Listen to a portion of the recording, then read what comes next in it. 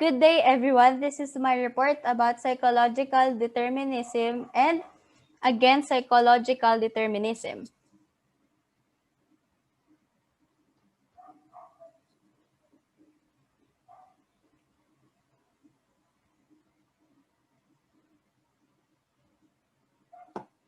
So, isa sa mga tao na nakapagbigay ng idea about sa psychological determinism ay si Sigmund Freud. So, pinanganak si Sigmund Freud noong 1856 sa Moravia sa east of the Czech Republic. Pero lumipat din siya at nagtrabaho din siya sa Vienna, Austria at namatay siya noong taong 1939.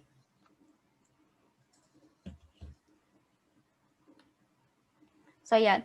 Psychological determinism. So, si Freud din, considered din siya as the father of school of psychoanalysis. So, according to Freud, there are 3 levels of mind: the conscious level, unconscious level, pre-conscious level. He is known for his concept of 3 aspects of human personality. So, ito yung id, ego, superego, and the 3 levels of mind, yung consciousness, subconsciousness, and unconsciousness. So, Freud likens his concept of mind to an iceberg. So, hinalintulad niya yung concept niya into an iceberg. So, papakita ko sa inyo. So, yan. So, kung makikita nyo, sa conscious level, andito yung ego. Sa pre-conscious level naman, kung yung nasa gitna kasi yung pre-conscious level, while yung conscious level is nasa taas. And sa pre-conscious level, andito yung superego. And sa unconscious level is yung nasa pinakababa siya, andun yung id. So kasi, yung conscious level, ito yung mga thoughts and perception mo. While yung pre-conscious level naman is ito yung mga stored knowledge or mga memories. So dito naman sa unconscious level, ito yung mga kinakatakutan mo or fears. Unacceptable sexual desire. Kung nakikita niyo dito, sex and aggression. So dito din yung mga andito din yung mga selfish needs and yung mga violent motives. So ano ba kasi nga yung ego? So yung ego, ito yung mga ito yung tao na follows reality principle in contact with reality. So, sila yung nabubuhay sa realidad.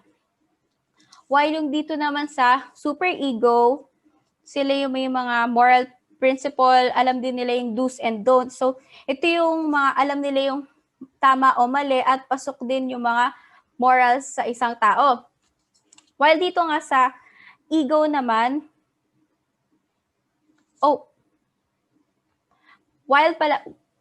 while dito pala sa id is ito yung mga pleasure seeking principle or yung innate. So, ibig sabihin, ito yung mga gusto ng isang tao or innate, which is normal na sa tao. So, meron isang concept dito na sabi, given of the mind, does it make sense to say that humans are free to choose their decisions, actions, and behaviors? Freedom for Freud is an illusion. That is because human decisions, actions, and behaviors are determined by those instincts, hopes, drives, wishes, and past experiences, which humans are not aware of and of which they have no control. So dito, sa nabigyan na concept na yon, sa palagay nyo nga daw ba, sa palagay daw ba na malaya pa rin daw ba tayo mamili ng desisyon natin, actions, at ng mga behaviors nating mga tao? Ayon daw kasi kay Freud, illusion lang daw yung kalayaan natin na yun. Kasi, kaya lang natin nasasabi na aware tayo dito kasi ito yung mga instincts o nararamdaman natin, which is wala naman daw talaga tayong control. So, ganon.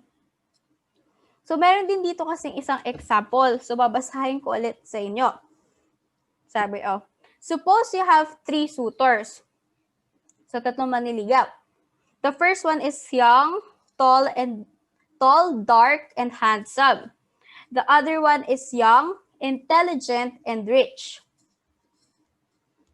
So, and the third one is 15 years older than you, not good looking but kind, and not rich but financially stable.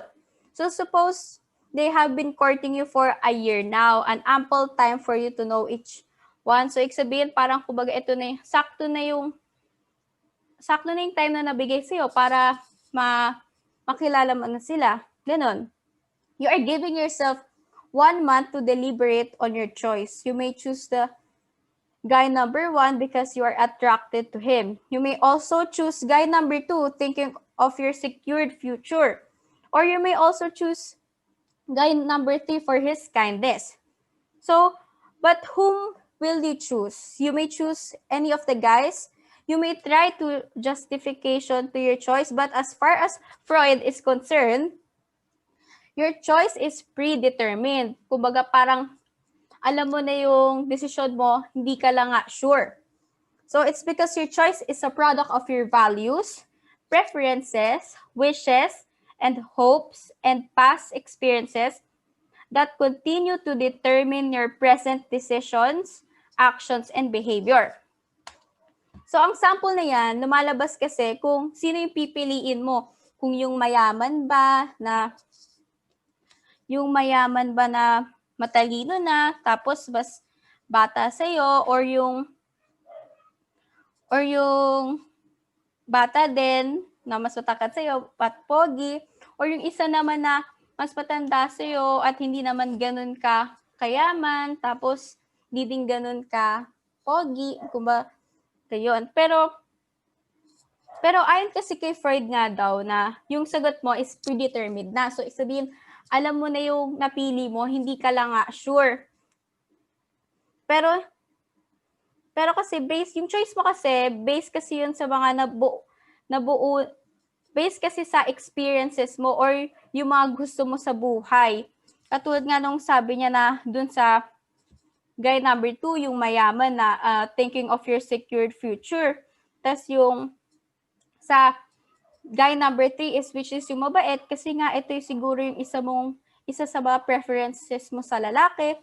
While yung dito naman din sa isang lalaki na you are attracted to kasi isa siya yung sa mga siguro nasa type mo, ganon.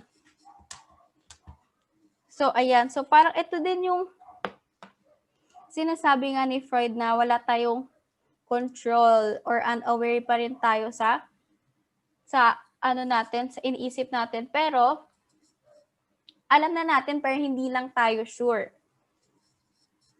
So, ayan. So, magtutungo na tayo sa against psychological determinism. Ayan. So, Freud says that human freedom is impossible because human behavior is determined by mental states that human persons have no awareness and control. In summary, sabi ni Freud, hindi possible nga ang freedom sa isip ng isang tao kasi lahat naman ng decisions natin, thoughts, maski yung mga past experiences natin, connected lahat sa mental states natin.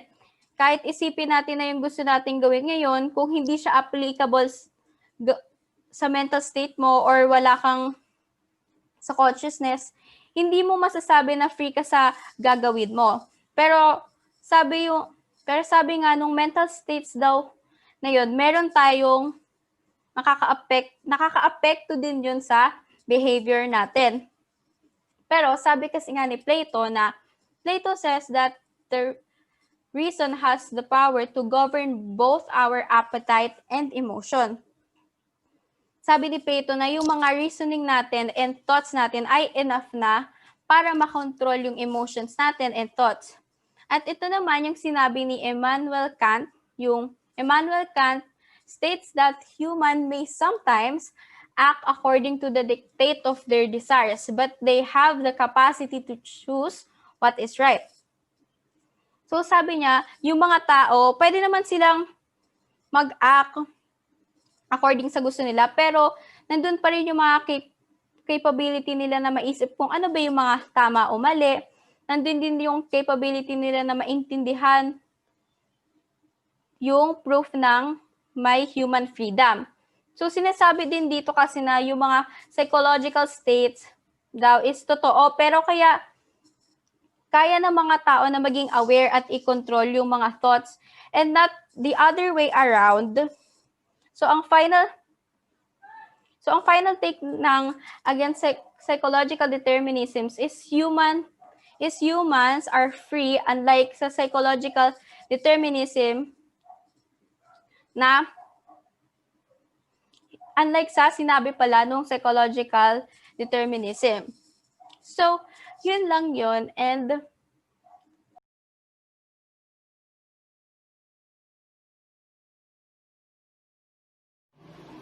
biological determinism. For pan-determinism, human genetic makeup plays a big role in human behavior, attitude, and personality. What humans are and what they will be is determined by their biological makeup. Humans are biologically predisposed to decide, act, or behave in a certain way. Some humans, for example, are natural, calm, kindly, friendly, and sociable. Others have the opposite traits. Their biological make-up explain this whether they like it or not. Their biological constitution affects the way they decide, act, and behave. They are simply not free from biological determination. This probably explains why they find it difficult to change their attitude, behavior, and personality no matter how hard they try. So basically, biological determinism refers to the idea that all human behavior is determined by genes or other biological attributes. Pan-determinism is the idea that human behavior is the symptom of biological and social conditions. In other words, it is the idea that humans do not have control over who they become, but instead simply become the people their genes and upbringing force them to become. Against sociologist determinism. Nagtalo si Karl Marx na hindi mga kamalayan ng mga kalalakihan ang tumutukoy sa kanilang pag-iral, ngunit ang kanilang pagkakaroon ng lipunan na tumutukoy sa kanilang kamalayan. Nangangahulugan na ito ang mga pananaw, ugali, halaga at paniniwala ng mga tao ay walang iba kundi ang isang produkto ng kanyang kalagayang panlipunan. Ang pananaw na ito ay tinanggihan ang kakayahan ng tao na umangat sa itaas ang kanyang material o kalagayang panlipunan. Tinanggihan nito na ang isang tao ng kalayaan upang matukoy ang kanyang ugali bukod sa mga sitwasyon o kondisyon na itapon siya. Tinanggihan din ito ang pagkamalikhain ng tao. Tinanggihan ni Frank ang ideyang ito sa pagsasabi na habang totoo na ang isang tao ay hindi maiiwasang maimpluwensya ng kanyang ugali. Ang ilan sa mga paugali ng mga tao ay walang iba kundi ang mga tugon sa kung anong nangyayari sa kanyang paligid. Hindi siya maaaring mabawasan sa isang simpleng bagay na mekanikal na ganap na natutukoy sa labas ng mundo. Ang isang tao daw ay higit sa kanyang mekal na make-up, sabi ni Frank.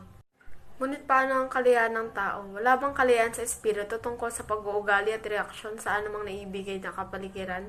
Ito ba ang teorya na iyon na maniwala sa atin na ang tao ay hindi higit sa isang produkto ng maraming mga kondisyonal at pangkapaligiran na kadahilanan? Maging sila ay likas na biolohikal, psikolohikal o sosyologikal, ang tao ba'y walang pagpipilian ng aksyon sa harap na gayong ng mga pangyayari? Ang tao ay hindi simpleng bagay sa mundo, sabi ni Frank. Iyon ay isang tao ay hindi maaaring at hindi dapat maikumpara sa anumang mga nilalang na mekanikal, sapagkat hindi katulad sa kanila, siya ay huli at nagpapasya sa sarili. Bawat tao ay may sariling pagpapasya. Ang nangyayari sa isang tao ay isang produkto ng kanyang mga desisyon. Tutukoy ng isang tao ang kanyang sariling mga saloobin at pagkilos, at ang paligid ay hindi kayang alisin ang mga kapasidad nito mula sa kanya. Tao ay may ganap na kondisyon at determinado. Tinutukoy niya ang kanyang sarili kung may pagbibigay sa mga kondisyon ng paninindigan sa kanila. Ang salita, ang mga tao ay hindi basta-bastang nabubuhay lamang. Bawat tao kailangan magkaroon ng sariling pasya. Ito ay isang likas na kakayahan ng tao na matukoy ang kanyang desisyon at kilos, at sa huli ang kanyang sariling buhay sa gitna ng pagpigil ng mga kondisyon. Against biological determinism is the main that most human characteristics, physical and mental, are determined that conception by hereditary factors pass from parent to offspring. Tinutukoy dito ang katangian pisikal na anyo ng isang tao na namamana natin sa kanunuan o magulang natin. If the biological determinism is true, the lives of identical twins who are said to have the same genetic makeup turn out to have different attitudes, behavior, and personalities. According to Viktor Frankl, biological destiny is the which must be shaped by the free of human spirit.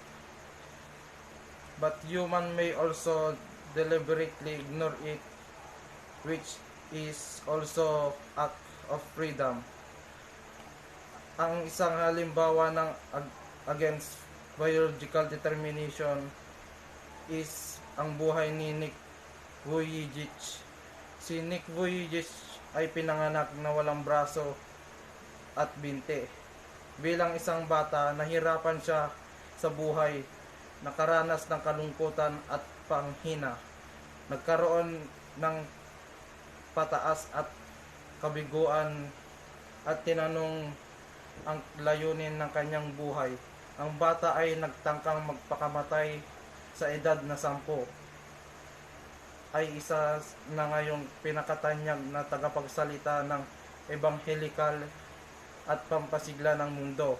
Kumakalat ang kapangyarihan at pag-ibig, pag-asa at pananampalataya. Ito ang malakas na patotoo ni Nick Vujicic sa biological determinism. Abandoned to be free. You have surely encountered problems or you have existed. Lahat naman siguro tayo ay nagkaroon or merong problema. Wala naman tao ang hindi pa nagka-problema, maliit man o malaki. Kagaya na ng problema na may kinalaman sa love, pagkabigo o frustration, o kaya ang pagiging kahulugan ng buhay. Ang mga problema na biglang nagbibigay sa iyo ng kamalayan o paalala sa sarili at buhay mo bilang tao. Sa bawat problema natin ay hindi maiiwasan o hindi posible ang maging emotional, kagaya ng pag-iyak ng isang tao. Kaya sa tuwing may problema tayo ay kailangan natin ng kahit isang tao para makinig, makausap at mapayuhan. Kagaya ng ating mga kaibigan, magulang, teacher o iba pang malalapit sa iyo na tingin mong maasahan mong malapitan. Naghahanap ka ng paraan para maliwanagan ang sarili mo. Kaya imbis gumawa ka ng nakasama sa iyo, mas pinili mong libangan ang sarili mo at kausapin na lamang ang Diyos. You will stay in your room, pondered upon the problem, and cried some more until tears dried on her. Kumbaga, kapag nasa isang problema ka, pakiramdam mo hindi mo na malulusutan, pakiramdam mo wala nang paraan kaya hindi maiwasan ng isang tao ang mag-isip ng hindi magandang gawain. Dahil laki iniisip, ayun ang magandang paraan. Kaya naman, yung alam mong natauhan ka na, ay unti-unti kang bumalik sa dati mong ikaw, sa katinuan mo, at mas hinais mo na lang na umiyak hanggang sa maubos mo lahat ng luha na meron ka. Ngayon naman ay nag-iisa ka. Sa pagiging mag-isa mo, syempre magiging pakaramdam mo, wala na lahat sa'yo. May nanalapitan ka at may nag-a-advise sa'yo, pero iba pakaramdam mo sa tuwing nakakaramdam ka ng pag-iisa.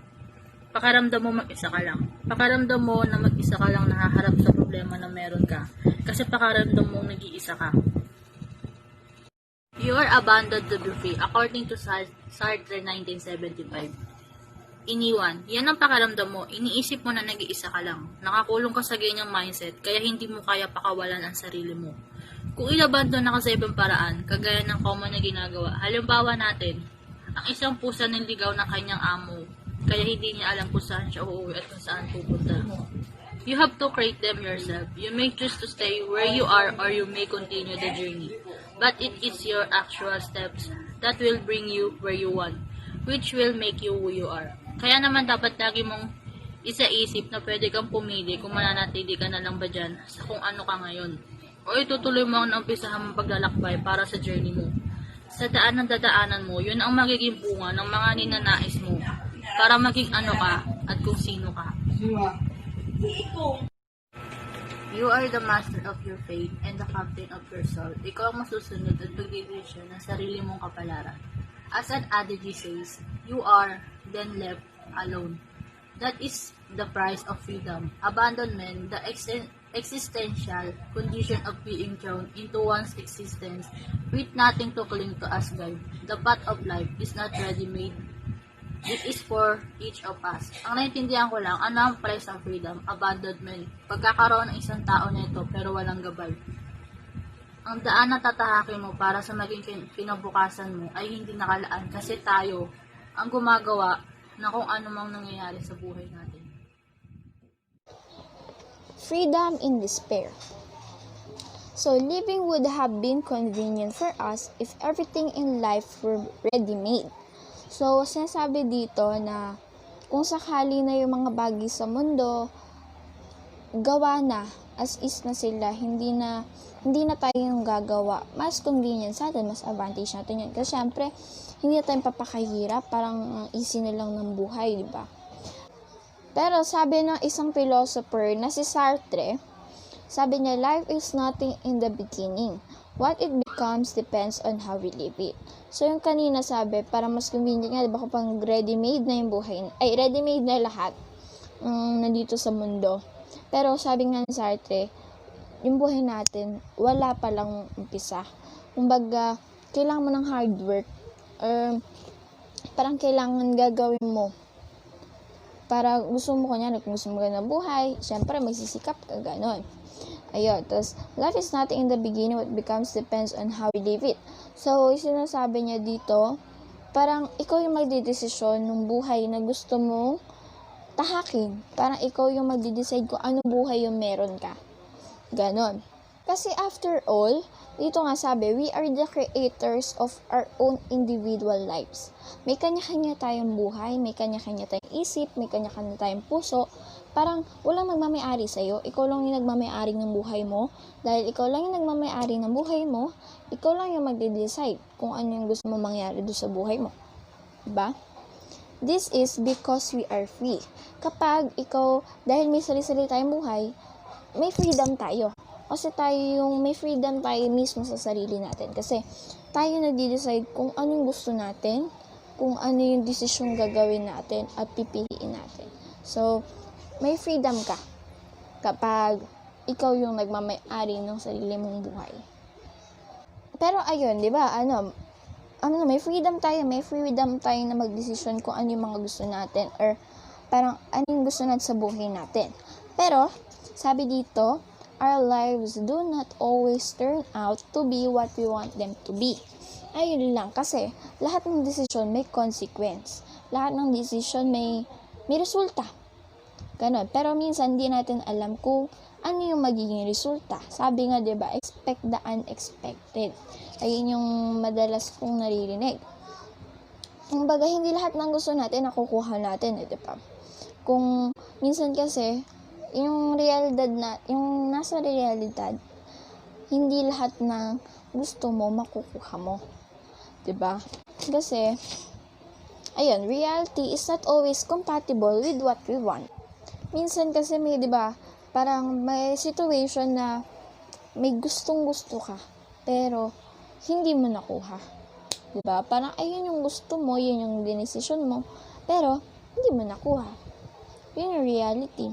Minsan hindi mo talaga makukuha yung mga sa tingin mong para sa'yo. Or baka hindi yun para sa'yo. Diba? Ganun. So, eto, kay Sartre, sabi niya ulit, so, ano nga ba yung meaning in despair? Kasi diba itong topic na to, freedom in despair yung title.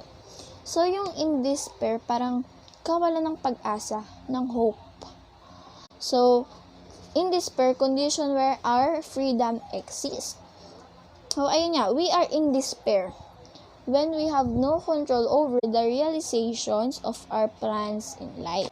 Ayan, in despair tayo, wala tayong pag-asa. Kasi, hindi mo alam yung mangyayari bukas, hindi mo alam yung mangyayari mamaya.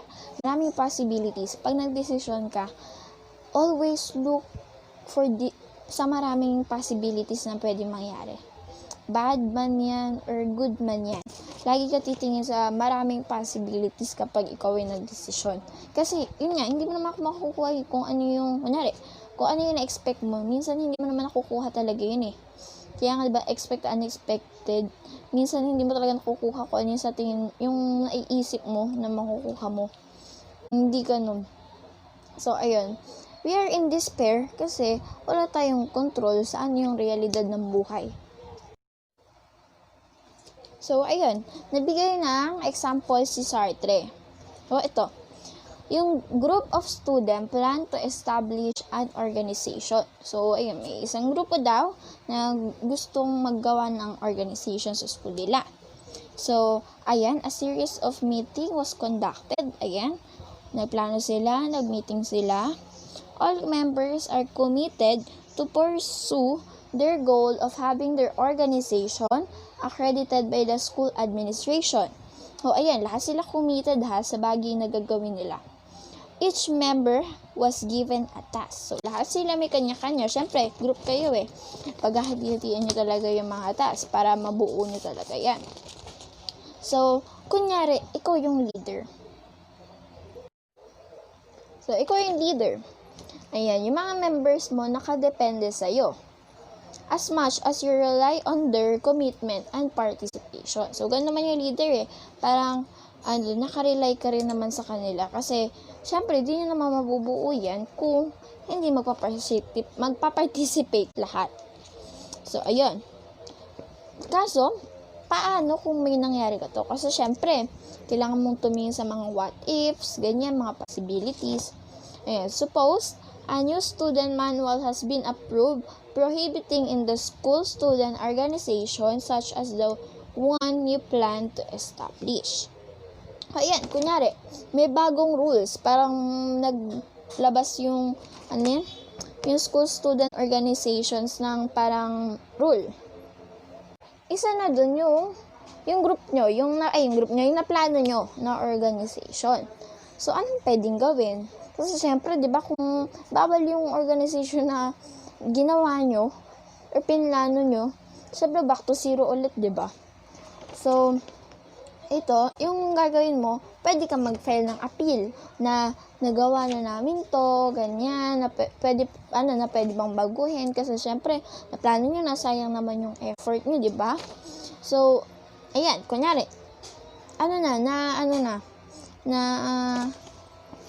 your appeal is granted na. Ayan. So, paano naman kung sabi na, okay, sige, pwede yung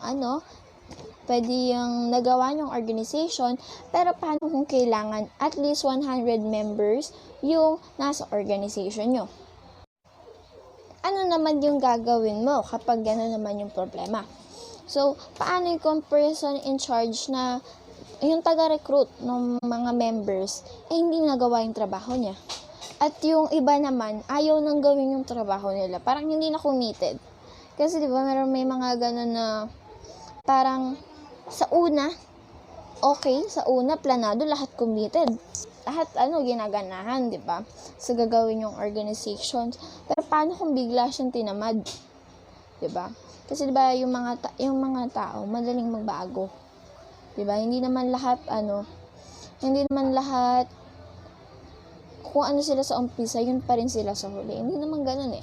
Pwede bago yan. Kasi, kaya naman nagdidesisyon eh, kung ano yung mga gusto natin. So, kung isa dyan tinamad, anong gagawin mo? Yan na, yung sinasabi ni Sartre na, we cannot control people. Hindi natin, kayang kontrolin sila. Diba? Parang, kasi, lahat ng tao may freedom eh. Sa sarili nila, sa mga desisyon nila sa buhay. So, may mga tao talaga na nag-commit, pero hindi naman tinupad hanggang huli. hanggang umpisa lang. Magaling lang sa umpisa. So, ayun, para dito, dahil nga, marami ring, yung mundo full of possibilities. Swerte mo na kung yung naiisip mo, natupad, or yung ina-expect mo mangyari natupad. Pero sometimes, hindi talaga nangyayari yun. And that's the truth. So, in short po, sa freedom in despair, you are free to decide for who you are. Kasi buhay mo yan sarili mo buhay yan. Pero, ang hindi mo ma-control or hindi ka makakapag-decide is yung mangyayari, yung realidad, yung kahihinatnan ng mga desisyon mo sa buhay. Tapos, hindi mo rin makokontrol kung ano yung desisyon ng iba. Kasi, ayun nga, may kanya-kanya tayong buhay. Hindi mo makokontrol yung isang tao. Kasi, siya lang hindi nagkokontrol ng buhay niya. So, wala ka pong magagawa. Sana naintindihan nyo po yung freedom of despair. So, ayan. For our next topic naman, andyan yung life in action. So, sabi dito, it is undeniable that things do not always go our way. Totoo naman, di ba? Hindi naman, lahat naman ng naisip natin, yun talaga yung mangyari. Hindi natin mape-predict. We plan and we commit ourselves to it, but whether things would turn out according to plan is beyond our control. Diba? Ayun nga, na lahat ng bagay, yung mga pinlano natin, minsan, iba pa yung nangyayari. Akala natin okay na, naplano na natin lahat, pero, yung resulta, hindi natin, hindi natin mape-predict. Hindi mo kontrolado kung ano ba yung talagang mangyayari. So, dito sa Life in Action, according to Sartre, we are what our actions are. Diba? Our actions define who we are. Totoo naman, di ba? Tayo yung naghuhulma sa sarili natin. Tayo yung nag-shape ng sarili natin. Ng identity natin. Kasi, tayo yung, we are capable of doing what we want. Tapos, yung mga ginagawa natin na yun, nagre-reflect sa sarili natin. Kunyari, dito siya, masipag siya mag-aral. So, magre-reflect sa kanya na masipag siya. Kasi, masipag na siya mag-aral. Kumbaga, kung ano yung nakikita natin sa isang tao, yun yung magde-define sa kanila. Kasi, kaya nandiyan yung sinasabi natin na be yourself. Kasi parang, hindi mo mapoportray yung sarili mo kung hindi ka nagpapakatotoo. Diba? Ayun. So, sabi ni Sartre, a human person is nothing else but what he purposes. He exists only in so far as he realizes himself. He is there for nothing else but the sum of his actions, nothing else but what his life is. So, sabi din niya dito, yung sum of actions mo, lahat ng ginagawa mo, ayan yung magde-describe kung ano yung buhay mo. Kumbaga, kung ano yung ginagawa mo ngayon, ayan yung buhay mo. Parang, ayan yung magre-reflect nga, yung makikita ng mga tao sa'yo. Tapos ito, sabi pa dito, sa may module natin, sabi, what we are is not dependent on the consequences of our actions, but on the totality of our action itself. It is in the manner we engage with life that matters. So, hindi ka madedefine sa kung ano yung naging resulta ng actions mo. Kasi hindi mo naman hawak yun. Hindi naman ikaw yung parang hindi mo naman kontrolado nga yung mangyayari. So, yung pinaka magde-describe sa'yo or yung buhay mo is the totality of your actions. Is it good or is it bad? Ganon. Pero sabi dito, we may fail in things we are committed to, but this is not the end of everything. Minsan, di ba, magkakataon na may nagawa ka, pero, iba yung naging resulta. Iba yung naging resulta, kunyari, yung pinlano mo, iba yung lumabas. Iba yung kinalabasan, iba yung naging resulta. Pero, ayun, sabi dito, it is in our ability to create and to recreate ourselves where our work lies. So, ayun, kunyari, kung yung pinlano mo, hindi nabigay sa'yo, iba yung naging resulta. Baka iba pa yung worth mo. Iba pa yung deserve mo pala. Iba yung deserve mo na makamit na resulta. Diba sabi dito, to recreate ourselves where our worth lies. Kung baka hindi yun yung deserve mo, baka you deserve the best. Kaya hindi mo nakuha yun. Kaya iba yung naging resulta ng pinlano mo. Parang sa buhay lang yan eh. Kasi, ito yung plano sa atin ni Lord. Ito yung plano sa atin ni Lord. Ito yung plano natin para sa sarili natin. Tapos, ito yung plano ni Lord sa atin. Kumbaga, minsan, akala mo, ito na yun. Parang, hanggang dito na lang. Pero hindi mo alam. Parang may pinlano pa pala siya sa'yo na mas bigger than that. And, akala mo ito nag-fail na. Pero hindi. Hindi yan rejection. Hindi yan failure. Kundi redirection. Minsan kasi parang, ayun nga, pag hindi nakuha yung mga gusto natin, huwag maisipin na, malas ka, ganyan, ganito, ganyan. Isipin mo, baka may mas better. May mas better na darating. Kasi, parang, may mas deserve ka pa. So, ayan, sabi dito ni Sartre, sabi niya dito, there is no love apart from the deeds of love, no potentiality of love other than which is manifested in loving, and there is no genius other than that which is expressed in works of art. For example, yung una, di ba? There is no love apart from the deeds of love. When you say deeds, ito yung action. Action pagmamahal. So, yung masasabing mahal, di ba? Masasabi mo ba na love yan kung hindi naman pinapakita na mahal siya? O, di ba? Parang gano'n lang sa actions. Parang, masasabi mo ba na good yan kung pinapakita niya is bad? Parang gano'n. Kumbaga, kapag napakita mo good yung actions mo, edi good person ka. Tapos, may example dito na si Sisyphus na who endlessly rolls the rock up the mountain only to watch it roll down on its own accord. So, ito dito, syempre mountain, di ba mataas yan? Tapos, ipupush niya pataas yung rock para lang makita na bumagsak siya sa kabila. Ayan. Pero hindi niya tinignan yon. Hindi niya tinignan kung gaano kataas, kung gaano kalayo siya doon sa top ng mountain. Ang inisip niya yung pushing of the rock. It is his engagement and commitment with life that matters.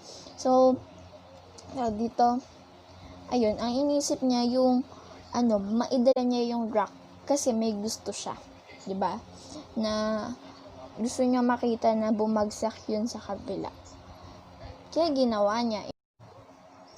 Diba nakakatuwa si Sisyphus? Kasi parang, hindi niya inisip yung para yung mountain na ang taas, yung tatahakin niya. Hindi niya inisip yun. Ang inisip niya yung para yung gusto niya mangyari, yung mag-roll yung rocks dun sa kabila. Kumbaga, ang importante sa kanya, yun, yung ma-push niya yung rock. Kumbaga, parang para sa atin, para nakaka-motivate niya. Kasi, sa atin, parang, kunyari, pangarap natin, parang ang layo pa natin doon kasi syempre, nag-aarap pa lang tayo. Parang mountain lang din. Ganun. Pero, kung ano yung commitment mo, yung engagement mo doon sa pangarap na yun, kung gusto mo talaga siyang matupad, alam mo naman na little by little, step by step, mararating mo yan. Basta, commitment lang. Kumbaga, kung gusto mo talaga marating yan, nasa sa'yo yan. Basta gagawin mo yung best mo. Kaya, ayun, yung life in action, meaning lang yan, kung gusto mong maganda yung buhay mo, kung ano yung gusto mong buhay na meron ka, nandun yan sa, nag-reflect dyan yung action na ginagawa mo sa buhay mo. Diba? Parang, kung ano yung ginagawa mo, yun yung magiging buhay mo. Kaya kung gusto mong maging maayos yung buhay mo, maging, maayos din yung pamumuhay mo. Ganun. So, ayun lang po yung life in action. Sana nagustuhan nyo at naintindihan nyo. Hi, Hi, I'm Sherlyn Ann Biminjola and our discussion for today, freedom implies responsibility o ang kalayaan ay nagpapahiwatig ng responsibilidad. Ano nga ba ang freedom implies responsibility? Ang kalayaan ay nagpapahiwatig ng responsibilidad, ang kalayaan ay nagpapahiwatig ng kalayaan. Kung malaya tayo, tinutukoy natin ang ating sarili, mga pagkilos at kung tutukoy natin, hindi natin ito masisisi sa sino man o sa anumang bagay. Upang sabihin na hindi namin ito matutulungan ang aming ginawa, na pinipilit namin gawin ito palagi, ayon kay Sartre, isang paraan ng pagsubok na iwasan ang responsibilidad. Siyempre, maaari namin laging sundin ang payo ng isang tao o utos o banta. Ngunit kung gagawin natin ito rin ay isang desisyon sa ating bahagi at hindi natin masisisi sa sino man maliban sa ating sarili para dito. Ang tatalakayin naman natin ay tungkol kay Jean-Paul Charles Aimard Sartre. Si Jean-Paul Charles Aimard Sartre ang pinaka-importante philosophers at ang kanyang mga theories tungkol sa existentialism and freedom cement. Siya ang pinaka-impluwensyang Western philosophers ng 20th century at higit pa. Pinanganak siya sa Paris ng June 21, 1905. Maaga siyang nag-focus sa paggawa ng tema na existentialism, eksemplo ng una niyang nobela ng Nature. At kauna na naman ang essay The Existentialism, ang Human Nihilism. After 9 months, bilang isang German prisoner of war in 1940, sinimulan niyang tuklasin ang kahulugan ng freedom and liberty noong 1940. Isinulat niya ang kanyang pangunahing akdang philosophical, Being and Nothing, a phenomenological essay tungkol sa ontology. Today, on Sartre's 112th birthday, we look at some of the key aspects of his philosophical reflection. Talakayin naman natin yung mga kasabihan ni Sartre o yung paniniwala niya. Una, man is commanded to be free because one throws into the world he is responsible for everything he does. Si Jean-Paul Sartre ay naniniwala na ang mga taong nabubuhay ay patuloy na maghihirap. Hindi dahil ang buhay ay miserable, pero dahil sa tayo ay may kalayaan, kahit na may pangyayari sa ating kapakanakan at paglaki sa kabila ng ating pagkontrol. Ang rason niya ay kapag nagkaroon ka na ng sariling pag-unawa, kailangan natin gumawa ng pagpipilian. Pagpipilian ng ating kakayahan, ang theories ni Sartre, existentialism, paniniwala ng buhay. Sinasabi dito ang pamumuhay ay pinangungunahan ng kakayahan. Sa pamamagitan lamang mabubuhay ang pagkilos na tiyak na mabibigyan ng kahulugan. Ayon sa kanya, walang gawang disenyo para sa kung anong dapat ang tao at walang Diyos na mabibigay ng layunin. Makatuwid ang pananagutan sa ating sarili at sa pagpapalawak ng katauhan. Nahulog na sa balikat ang kakulangan ng layunin na may isang walang katotohanan. Nabubuhay na pinapakita sa amin ang walang hangganang pagpipilian. Nakatangi na Sartre sa pagdurusa ng kalayaan. Walang mahirap sa atin, mayroon naman tayo pagpipilian sa ating pagkilos para sa ating kagustuhan at pangunahan natin ng ating buhay. Ang masasabi ko naman dito, ang responsibilidad bilang isang tao may kalayaan kung anong gusto nilang gawin. Malaya tayong gawin kung anong gusto natin. Pero kapag ginawa mo ang bagay o ano dapat, may responsibilidad ka. Doon kasi ginawa mo yun. Kasi gusto mong gawin yun. Kalayaan mong gawin yun. Dapat mo lang gawin, solusyonan ang mangyayari.